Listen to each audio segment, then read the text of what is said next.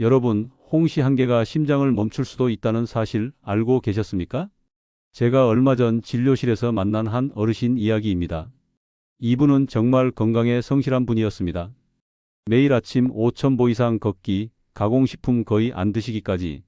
누가 봐도 건강 그 자체였죠. 특히 가을만 되면 홍시를 너무 좋아하셔서 하루에 한두 개씩 즐겨 드셨습니다. 몸에 좋다니까 더 먹어도 괜찮겠지 하고 생각하셨던 겁니다. 그런데 어느 날 갑자기 다리에 힘이 풀리고 가슴이 요동치기 시작했습니다. 숨이 차고 손끝 발끝 감각이 둔해지면서 불안감까지 몰려왔습니다. 가족분이 급히 119를 불러 응급실로 가셨는데요. 검사 결과를 본 의료진이 깜짝 놀랐습니다. 심장 박동이 불규칙하게 튀고 있었고 혈액 속 칼륨 농도는 정상 수치의 거의 2배 가까이 상승해 있었습니다. 조금만 늦었어도 큰일 날 수 있는 위험한 상황이었습니다. 혹시 이런 경험 있으신가요? 몸에 좋다니까 열심히 먹었는데 오히려 더 안 좋아졌다. 생각보다 이런 사례가 많습니다. 홍시는 분명 좋은 과일입니다. 비타민 C 풍부하고 식이섬유 많고 눈 건강 면역 항암 성분까지 다양하게 들어있는 아주 훌륭한 식품입니다. 하지만 모든 사람에게 좋은 건 아닙니다. 특정한 건강 상태를 가진 분들에게는 홍시가 보약이 아니라 독약이 될 수 있습니다. 실제로 매년 날씨가 추워지면 홍시 때문에 응급실을 찾는 분들이 꾸준히 생깁니다. 오늘 영상에서는 홍시를 특히 조심해야 하는 분들이 누구인지, 그리고 왜 위험해지는지 의학적으로 꼭 알아야 할 내용을 쉽게 설명드리겠습니다. 또한 건강하신 분들이라면 홍시를 어떻게 드셔야 효과를 높일 수 있는지, 그리고 홍시와 함께 먹으면 시너지가 커지는 음식 5가지까지 자세히 알려드리겠습니다. 홍시가 약이 될지 해가 될지, 이 작은 차이를 아는 것만으로도 여러분의 심장 건강을 지킬 수 있습니다. 오늘 내용 꼭 끝까지 들어보셨으면 합니다. 영상이 도움이 되길 바란다면 좋아요 한번 눌러주시고 댓글에 홍시 2글자만 남겨주세요. 여러분의 작은 참여가 더 많은 분에게 이 중요한 정보를 전하는 데 큰 힘이 됩니다. 자, 그럼 먼저 가장 중요한 이야기부터 시작하겠습니다. 홍시를 절대로 드시면 안 되는 분들이 있습니다. 이건 선택이 아니라 생명과 직결된 문제입니다. 첫 번째, 콩팥병 환자분들입니다. 만성 신부전처럼 콩팥 기능이 떨어진 분들은 홍시를 피해야 합니다. 홍시 한 개에는 약 400에서 500mg이 칼륨이 들어있으며 일반 과일보다 훨씬 많습니다. 건강한 사람에게는 도움이 되지만 콩팥 기능이 30에서 40% 이하로 감소하면 칼륨이 배출되지 못하고 혈액에 쌓입니다. 이렇게 생기는 고칼륨 혈증은 심장 전기 신호를 흐트러뜨려 가슴 두근거림, 팔다리 탄력, 호흡 곤란을 일으키고 심하면 심정지까지 이어질 수 있습니다. 실제로 영상 앞에서 말씀드렸던 할머니도 이 문제로 응급투석을 받으셨습니다. 콩팥병 환자는 하루 칼륨을 2000mg 이하로 제한해야 하는데 홍시 몇 개만 먹어도 금방 초과합니다. 그래서 신장질환이 있는 분, 투석 중인 분은 홍시를 삼가야 합니다. 두 번째, 위 수술 경험자와 위장이 약한 분들입니다. 홍시에는 탄닌이 남아있는데 이 성분이 위산과 만나면 굳어져 위석이라는 딱딱한 덩어리를 만들 수 있습니다. 특히 공복에 먹으면 위험하며 위석이 커지면 소화불량, 속쓰림, 복통이 나타나고 심하면 장폐색과 구토로 응급 내시경 시술이 필요할 수 있습니다. 위 절제 수술을 받은 분은 위 크기와 위산 분비가 달라져 위석이 더 쉽게 생기며 위염이 궤양 환자도 탄닌이 점막을 자극해 증상이 악화될 수 있습니다. 실제로 위 절제술 후 홍시를 즐겨 드시던 60대 남성분이 큰 위석이 생겨 긴급 내시경 치료를 받은 사례도 있습니다. 따라서 위 수술을 받았거나 위가 약한 분들은 홍시를 피하거나 꼭 드셔야 한다면 의사와 상담 후 소량만 드시는 것이 안전합니다. 자, 여기까지가 절대 먹으면 안 되는 경우였습니다. 그런데 건강한 분들도 홍시를 아무렇게나 먹으면 안 됩니다. 지금부터 말씀드리는 내용은 건강한 분들도 반드시 지켜야 할 주의사항입니다. 이 부분을 놓치면 홍시의 좋은 효능을 제대로 누릴 수 없으니까 꼭 끝까지 들어주세요. 첫 번째는 고구마입니다. 가을에 홍시랑 고구마 같이 드시는 분들 많으시죠? 그런데 이 조합은 최악입니다. 고구마에는 전분이 엄청나게 많습니다. 이 전분이 위에서 소화되면서 위산 분비를 촉진시킵니다. 그런데 홍시의 탄닌이 이 위산과 만나면 어떻게 될까요? 아까 말씀드린 위석이 생기기 딱 좋은 환경이 만들어집니다. 실제로 가을철에 홍시와 고구마를 함께 드신 후 폭통으로 병원에 오시는 분들이 꽤 있습니다. 특히 한 번에 많이 드시면 위장 장애가 나타날 확률이 높아집니다. 두 번째는 깨입니다. 홍시와 게를 함께 먹으면 안 된다는 말 들어보셨죠? 이건 옛날부터 전해 내려오는 이야기인데 실제로 의학적 근거가 있습니다. 게는 차가운 성질을 가진 음식입니다. 한의학적으로 보면 비위를 차갑게 만들죠. 홍시도 마찬가지로 차가운 성질입니다. 이 둘을 함께 먹으면 위장이 지나치게 차가워지면서 소화 기능이 떨어집니다. 설사나 복통이 올 수 있어요. 특히 평소 배가 차고 소화가 잘 안 되는 분들, 설사를 자주 하시는 분들은 절대 이 조합을 피하셔야 합니다. 공복에 홍시를 먹으면 절대 안 됩니다. 이건 정말 중요합니다. 아침에 일어나자마자 홍시부터 드시는 분들 계신가요? 지금 당장 그 습관을 바꾸셔야 합니다. 공복일 때는 위산이 많이 나와 있습니다. 이 상태에서 탄닌이 들어오면 위 점막을 자극하고 위석이 생길 위험이 커집니다. 반드시 다른 음식을 먼저 드신 후에 최소 30분에서 1시간 후에 홍시를 드세요. 하루 적정 섭취량은 1개에서 2개입니다. 아무리 건강하셔도 하루에 3개 이상은 드시지 마세요. 홍시는 당분이 많은 과일입니다. 너무 많이 드시면 혈당이 급격히 올라갈 수 있고 칼로리 과잉 섭취로 이어집니다. 여기서 잠깐 많은 분들이 헷갈려 하시는 부분을 짚고 넘어가겠습니다. 단감과 홍시, 곶감은 뭐가 다를까요? 단감은 떫은 맛이 없도록 개량된 품종입니다. 탄닌 함량이 매우 낮아서 따자마자 바로 먹을 수 있습니다. 아삭아삭한 식감이 특징이죠. 탄닌이 적기 때문에 위장이 약한 분들도 비교적 안전하게 드실 수 있습니다. 홍시는 떫은 감을 숙성시킨 겁니다. 오래 두면서 탄닌이 불용성으로 바뀌어 떫은 맛이 사라지죠. 물렁물렁하고 달콤한 게 특징입니다. 탄닌이 줄어들긴 했지만 여전히 남아있고 당도가 높습니다. 곶감은 감을 말린 건데 건조 과정에서 탄닌이 거의 사라집니다.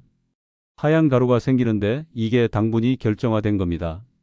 당도가 매우 높고 칼륨도 농축되어 있어서 콩팥 환자분들은 절대 드시면 안 됩니다. 이제 본격적으로 건강한 분들을 위한 홍시의 놀라운 효능에 대해 말씀드리겠습니다. 여기서부터는 정말 중요한 내용이니까 집중해 주세요. 이 내용을 알고 나면 홍시를 보는 눈이 완전히 달라지실 겁니다. 홍시에는 4가지 핵심 영양소가 들어 있습니다. 이 4가지만 제대로 이해하셔도 홍시가 왜 슈퍼푸드로 불리는지 아실 수 있습니다. 제아잔틴이라는 이름 처음 들어보시는 분들 많으실 겁니다. 이건 카로티노이드 계열의 항산화 물질인데 특히 눈 건강에 엄청난 효과가 있습니다. 우리 눈에 황반이라는 부위가 있습니다. 이 황반은 시력의 중심부로 여기가 손상되면 사물이 흐릿하게 보이고 심하면 실명까지 올 수 있습니다. 나이가 들면 황반변성이라는 질환이 생기는데 이게 노인 실명의 주요 원인 중 하나입니다. 제아잔틴은 바로 이 황반을 보호합니다. 청색광이나 자외선 같은 유해한 빛으로부터 황반 세포를 지켜주는 거죠. 마치 선글라스를 끼고 있는 것처럼 눈을 보호해 줍니다. 연구 결과에 따르면 제아잔틴을 꾸준히 섭취한 사람들은 황반변성 발생 위험이 40% 이상 감소했습니다. 특히 60대 이상 어르신들에게는 정말 중요한 영양소입니다. 홍시 하나에는 약 3mg의 제아잔틴이 들어 있습니다. 이건 하루 권장량의 거의 2배에 해당하는 양입니다. 눈이 침침하신 분들, 스마트폰이나 컴퓨터를 많이 보시는 분들, 백내장이나 황반변성 가족력이 있는 분들에게 홍시는 정말 좋은 과일입니다.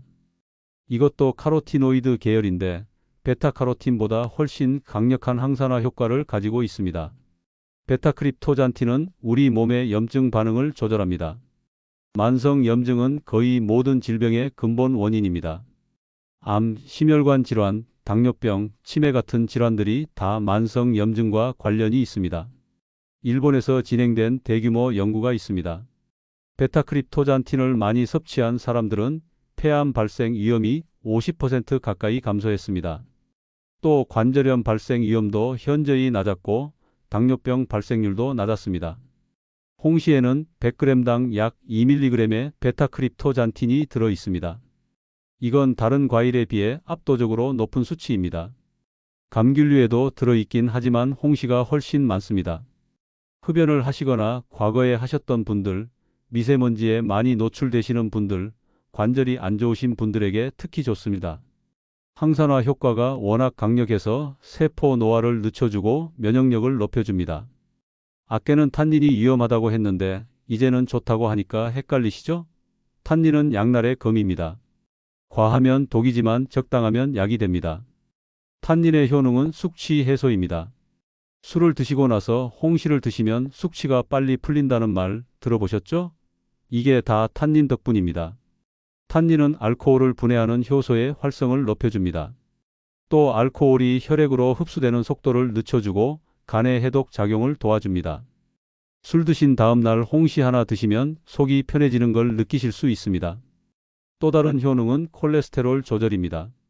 탄닌은 나쁜 콜레스테롤인 LDL 콜레스테롤의 산화를 막아줍니다. 콜레스테롤 자체도 문제지만 산화된 콜레스테롤이 혈관벽에 쌓이면서 동맥경화가 시작됩니다. 탄닌이 이걸 막아주는 거죠. 단, 탄닌의 이런 효과를 누리려면 적당량을 드셔야 합니다. 너무 많이 드시면 아까 말씀드린 부작용이 생깁니다. 하루 한두 개 정도가 딱 적당합니다. 마지막으로 비타민C입니다. 홍시 하나에는 약 80mg의 비타민C가 들어 있습니다. 이건 사과의 거의 10배에 해당하는 양이고 오렌지보다도 많습니다. 비타민C는 우리 몸의 면역 체계를 강화합니다. 백혈구의 기능을 높여주고 항체 생성을 촉진합니다. 감기나 독감 같은 바이러스 감염을 예방하는 데 필수적입니다. 또 콜라겐 합성에 꼭 필요한 영양소입니다. 콜라겐은 피부, 혈관, 뼈, 연골을 구성하는 단백질이죠. 비타민C가 부족하면 피부가 탄력을 잃고 상처가 잘 아물지 않고 잇몸에서 피가 나고 뼈가 약해집니다. 비타민C는 강력한 항산화제이기도 합니다. 활성산소를 제거해서 세포 손상을 막아주고 노화를 늦춰줍니다. 특히 흡연자나 스트레스를 많이 받는 분들은 체내에 비타민C가 빨리 소모되기 때문에 보충이 필요합니다. 자, 여기까지 홍시의 4가지 핵심 영양소를 말씀드렸습니다. 제아잔틴으로 눈을 보호하고 베타크립토잔틴으로 염증을 잡고 탄닌으로 숙취를 풀고 콜레스테롤을 조절하고 비타민C로 면역력을 높이고 노화를 늦추는 겁니다. 그런데 이런 영양소들을 제대로 흡수하려면 어떻게 먹어야 할까요? 지금부터 말씀드리는 최적의 섭취법이 정말 중요합니다. 같은 홍시를 먹어도 어떻게 먹느냐에 따라 효과가 2배, 3배 달라집니다. 절대 놓치지 마세요. 홍시를 그냥 먹어도 좋지만 특정 음식과 함께 먹으면 영양소 흡수율이 높아지고 부작용을 줄일 수 있습니다. 지금부터 말씀드리는 5가지 조합을 기억해 두세요. 호두, 아몬드, 땅콩 같은 견과류와 홍시를 함께 드세요. 이 조합이 왜 좋을까요? 홍시는 당분이 많은 과일입니다. 단독으로 먹으면 혈당이 빠르게 올라갑니다. 특히 당뇨가 있거나 혈당이 높은 분들은 조심해야 하죠. 그런데 견과류를 함께 먹으면 상황이 달라집니다. 견과류에는 건강한 지방과 단백질, 식이섬유가 풍부합니다. 이것들이 당분의 흡수를 천천히 만들어줍니다. 혈당이 서서히 올라가니까 인슐린 분비도 안정적이 되고 혈당 스파이크를 막을 수 있습니다. 또 견과류의 비타민 E와 홍시의 비타민 C가 함께 작용하면 항산화 효과가 시너지를 냅니다. 비타민 E는 지용성이고 비타민 C는 수용성이라서 이 둘이 함께 있으면 우리 몸 구석구석에서 활성산소를 제거할 수 있습니다. 추천하는 방법은 홍시 하나에 호두 3-4개 또는 아몬드 10개 정도를 함께 드시는 겁니다. 간식으로 먹기 딱 좋습니다. 요구르트와 홍시의 조합은 소화 측면에서 아주 훌륭합니다. 요구르트의 유산균은 장 건강에 좋죠. 그런데 홍시의 탄닌은 위장을 자극할 수 있다고 했습니다. 요구르트와 함께 먹으면 요구르트의 단백질과 칼슘이 탄닌을 중화시켜 줍니다. 탄닌이 위 점막을 직접 자극하는 것을 막아주는 거죠. 또 요구르트의 유산균과 홍시의 식이섬유가 만나면 장내 유익균이 더 활발하게 증식합니다. 변비가 있으신 분들에게 특히 좋습니다. 칼슘 흡수도 도와줍니다. 홍시의 비타민C가 요구르트의 칼슘 흡수를 촉진시킵니다. 특히 골다공증이 걱정되시는 중년 여성분들에게 추천합니다. 만드는 방법도 간단합니다. 플레인 요구르트에 잘 익은 홍시를 으깨서 섞으면 됩니다. 꿀을 조금 더하면 맛도 좋고 영양도 풍부한 간식이 완성됩니다. 홍시를 드시고 나서 보리차를 마시면 영양소 흡수율이 높아집니다. 보리에는 베타글루칸이라는 수용성 식이섬유가 들어 있습니다. 이 성분이 홍시의 영양소가 소장에서 천천히 흡수되도록 도와줍니다. 특히 제아잔틴이나 베타크립토잔틴 같은 카로티노이드 성분은 지용성이라서 흡수가 쉽지 않은데 보리차를 함께 마시면 소화효소의 활성이 높아져서 흡수율이 올라갑니다. 또 보리차는 몸을 따뜻하게 해줍니다. 홍시가 차가운 성질이라고 했죠? 보리차가 이 차가운 성질을 중화시켜줍니다. 평소 손발이 차거나 소화가 잘 안 되는 분들은 홍시 드신 후 따뜻한 보리차 한 잔 드시면 딱 좋습니다. 보리차의 항산화 성분도 홍시와 시너지를 냅니다. 페놀 화합물이 풍부해서 홍시의 항산화 효과를 더욱 강화시켜줍니다. 혈관 건강에도 도움이 됩니다. 홍시 드시고 30분 후에 따뜻한 보리차 한 잔 마시는 습관을 들이세요. 특히 아침 간식으로 홍시를 드셨다면 보리차와 함께하는 게 좋습니다. 배와 홍시의 조합은 호흡기 건강에 탁월합니다.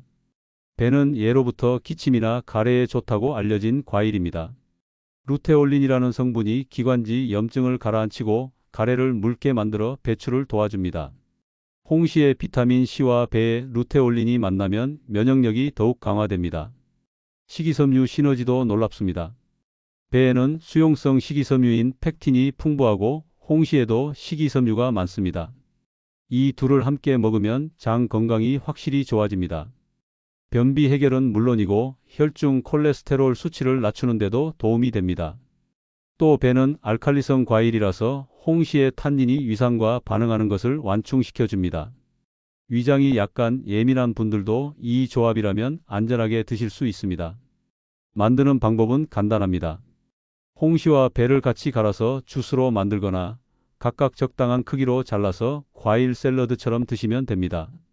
환절기에 감기 예방용으로 정말 좋습니다. 우유와 홍시는 영양학적으로 완벽한 조합입니다. 우유의 칼슘과 홍시의 비타민 C가 만나면 칼슘 흡수율이 크게 높아집니다.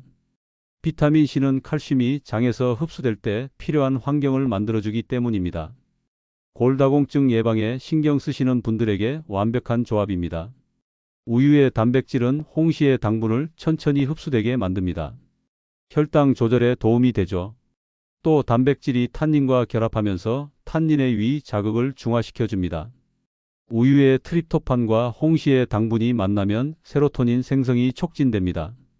세로토닌은 우리를 편안하게 만들고 숙면을 돕는 호르몬입니다.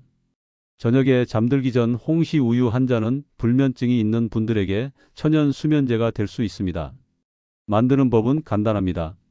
잘 익은 홍시의 과육을 으깨서 따뜻한 우유에 섞으면 됩니다. 믹서기로 갈면 더 부드럽습니다. 취향에 따라 꿀이나 계피 가루를 약간 넣어도 좋습니다.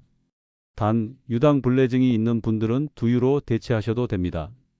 두유도 식물성 단백질과 칼슘이 들어있어서 비슷한 효과를 볼 수 있습니다. 자, 여기까지 홍시와 함께 먹으면 좋은 5가지 황금 조합을 말씀드렸습니다. 견과류로 혈당을 조절하고 요구르트로 소화를 돕고 보리차로 흡수율을 높이고 배로 호흡기를 관리하고 우유로 숙면을 취하는 겁니다. 이제 실전입니다. 이런 좋은 정보도 실천하지 않으면 아무 소용이 없죠. 지금부터 말씀드리는 내용은 바로 오늘부터 실천할 수 있는 구체적인 루틴입니다. 이걸 따라 하시면 홍시의 효능을 100% 누릴 수 있습니다. 아침에는 절대 공복에 홍시를 드시면 안 됩니다. 꼭 기억하세요. 기상 후 미지근한 물 한 잔으로 위장을 깨워주세요. 그 다음 평소처럼 아침 식사를 하시고 식사 후 1시간 정도 지나서 홍시를 드시는 겁니다. 구체적인 루틴은 이렇습니다. 아침 7시에 일어나셨다면 7시 30분에 아침 식사를 하세요. 밥과 국, 반찬으로 든든하게 드시고 9시쯤 홍시와 견과류를 간식으로 드시는 겁니다. 홍시 1개를 반으로 갈라서 숟가락으로 떠먹으시고 호두 3개나 아몬드 10개를 함께 씹어 드세요. 천천히 즐기면서 드시는 게 중요합니다. 급하게 먹으면 소화도 안 되고 포만감도 덜 느껴집니다. 그리고 30분 후인 9시 30분쯤 따뜻한 보리차 한 잔을 마시세요. 이렇게 하면 오전 내내 에너지가 충만하고 눈도 맑아지고 소화도 편안합니다. 특히 아침에 홍시를 드시면 제아잔틴이 하루 종일 눈을 보호해 줍니다. 컴퓨터나 스마트폰을 많이 보시는 분들은 아침 홍시 루틴을 꼭 실천해 보세요. 오후 3시에서 4시 사이 출출한 시간대에 홍시가 완벽한 간식이 됩니다. 점심 식사 후 몇 시간 지났으니 위장도 비워졌고 혈당도 떨어져서 나른한 시간이죠. 이때 홍시 요구르트를 드세요. 만드는 방법을 다시 한번 말씀드리겠습니다. 플레인 요구르트 한 컵에 잘 익은 홍시 반 개를 으깨서 넣고 잘 섞으세요. 취향에 따라 꿀 한 스푼을 더하면 맛이 더 좋아집니다. 여기에 치아씨드나 아마씨를 조금 뿌리면 식이섬유가 더 풍부해집니다. 이 간식 하나면 오후 내내 든든합니다. 단백질과 탄수화물, 비타민이 균형 잡혀 있어서 에너지가 오래 지속됩니다. 또 유산균 덕분에 장 건강도 챙기고 오후에 피로감도 날려버릴 수 있습니다. 사무실에서 일하시는 분들은 아침에 홍시 요구르트를 만들어서 작은 통에 담아 가세요. 냉장고에 보관했다가 오후 간식으로 드시면 됩니다. 커피나 단 음료수 대신 이걸 드시면 건강도 지키고 업무 효율도 올라갑니다.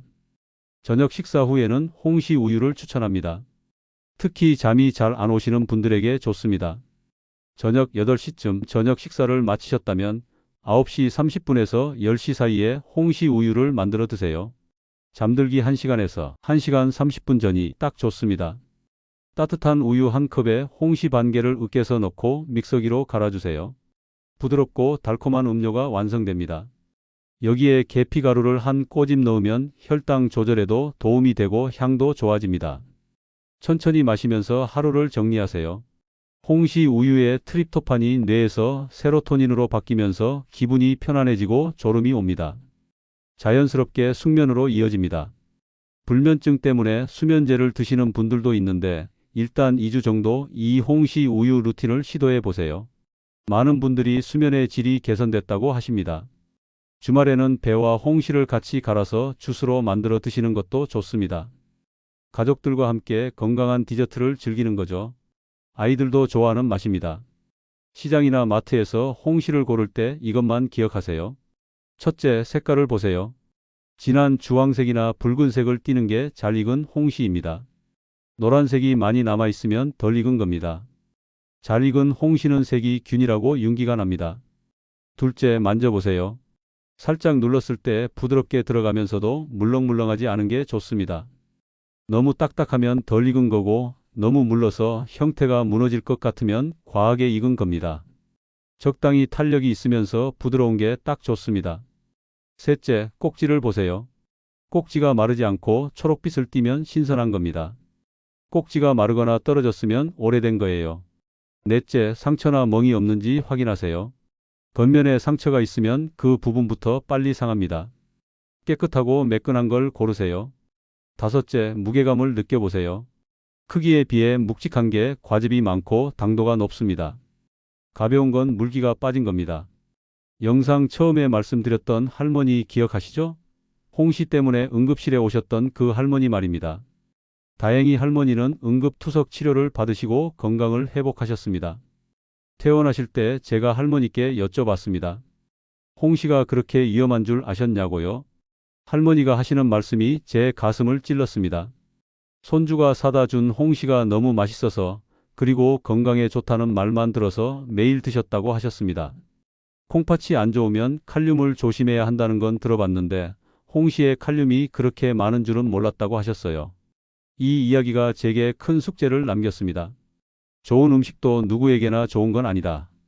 제대로 알고 먹어야 약이 되고 모르고 먹으면 독이 될 수 있다는 것을요. 여러분, 오늘 이 영상을 끝까지 보신 여러분은 이제 홍시의 모든 것을 아십니다. 누가 조심해야 하고 어떻게 먹어야 하고 무엇과 함께 먹어야 하는지 다 배우셨습니다. 콩팥 기능이 떨어진 분들, 위가 안 좋은 분들은 절대 홍시를 드시지 마세요. 이건 선택이 아니라 생명과 관련된 문제입니다. 가족 중에 이런 분이 계시다면 꼭 이 영상을 공유해 주세요. 건강하신 분들은 오늘 배운 대로 드세요. 하루 한두 개, 공복을 피해서 견과류나 요구르트 같은 좋은 음식과 함께 드시면 됩니다. 아침에는 견과류와 오후에는 요구르트와 저녁에는 우유와 함께 드세요. 홍시의 제아잔틴이 여러분의 눈을 맑게 해줄 겁니다. 베타크립토잔틴이 염증을 잡아주고 암을 예방해 줄 겁니다. 탄닌이 숙취를 풀어주고 콜레스테롤을 낮춰줄 겁니다. 비타민C가 면역력을 높이고 피부를 젊게 만들어 줄 겁니다. 하지만 뭐니 해도 가장 중요한 건 적당량입니다. 좋은 것도 과하면 독이 됩니다. 하루 한두 개 이것만 지켜주세요. 그리고 혹시 홍시를 드시고 나서 속이 불편하거나 이상한 증상이 나타나면 바로 드시는 걸 멈추시고 병원에 가세요. 우리 몸은 각자 다릅니다. 대부분에게 좋은 음식이 누군가에게는 안 맞을 수 있습니다. 제가 오늘 이 영상을 만든 이유는 단 하나입니다. 여러분이 건강하게, 안전하게 홍시의 좋은 효능을 누리시길 바라는 마음입니다. 아까 그 할머니께서 퇴원하시면서 저한테 이렇게 말씀하셨습니다. 이제 홍시는 안 드시겠지만 손주가 사다 준 마음만큼은 평생 잊지 않으시겠다고요. 그리고 다른 사람들은 자기처럼 모르고 위험한 상황에 처하지 않았으면 좋겠다고 하셨습니다. 여러분, 이 영상이 도움이 되셨다면 구독 버튼 꼭 눌러주시고요. 댓글에 실천이라고 적어주세요. 여러분의 실천 한 글자가 저에게 큰 힘이 됩니다. 그리고 주변에 꼭 필요한 분들께 이 영상을 공유해 주세요. 특히 콩팥이 안 좋으신 분들, 위가 약하신 분들께 꼭 알려주세요. 건강한 사람은 더 건강하게, 조심해야 할 사람은 안전하게, 모두가 행복한 가을 되시길 바랍니다. 다음 영상에서 더 유익한 건강 정보로 찾아뵙겠습니다. 여러분의 건강을 진심으로 응원합니다. 감사합니다.